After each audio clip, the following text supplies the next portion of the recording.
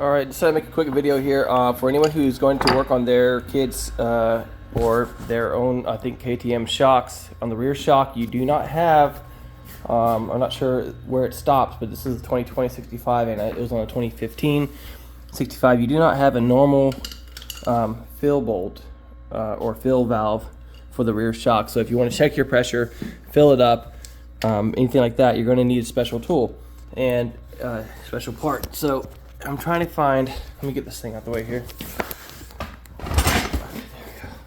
Alright, so here's your rear shock. I think it's like 140 on this 65 here, 142 PSI, something like that. Check your specs in the book. That's where you'll find it at, depending on what bike you have.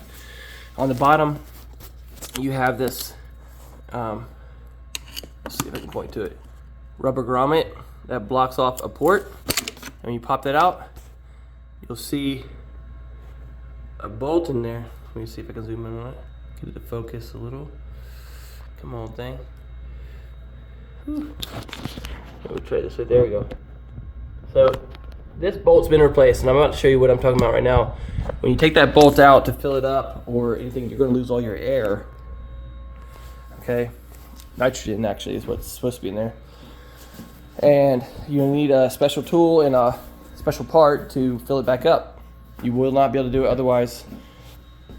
The bolt is, let's see if I can find it. I already put it away. Here it is. I think, no, maybe. That is not it. Whatever. It works. It looks just like this, honestly. It looks just like a regular Allen bolt. It's got a little O-ring washer deal. It really looks very similar to this. And it blocks off that port. So you either replace that bottom part of the shock cartridge. You can replace what they call the cap. It's a little bit more work, but you can use a spanner wrench, I think it's called, to attach to these two holes and spin this cap off. And then this guy here is actually a cap on the inside, and you can buy one that has a Schrader fitting. There's a also a option that some people have done where they drill this hole out so that it fits like a normal valve stem, I believe, or something like that, a Schrader valve. And Schrader valve is basically the same valve that's on your tires and tubes and all that.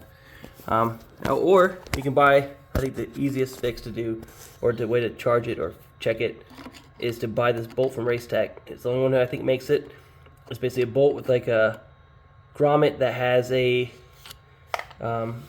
it's got a hole in a rubber grommet insert that allows it to be filled similar to like a basketball or a sports ball. And this tool you'll need to buy. I got this from eBay, 12-13 bucks. And you can see I bit my needle. They're very thin needles. But you hook that, you put the bolt in, and then you apply some grease or anything to kind of lubricate a little bit, slide it in there, and then you'll hook up your, in my case I used air. I don't have nitrogen, so air is more volatile.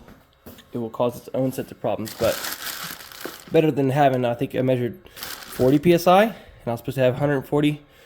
So let's see here. I'm going to show you the tool.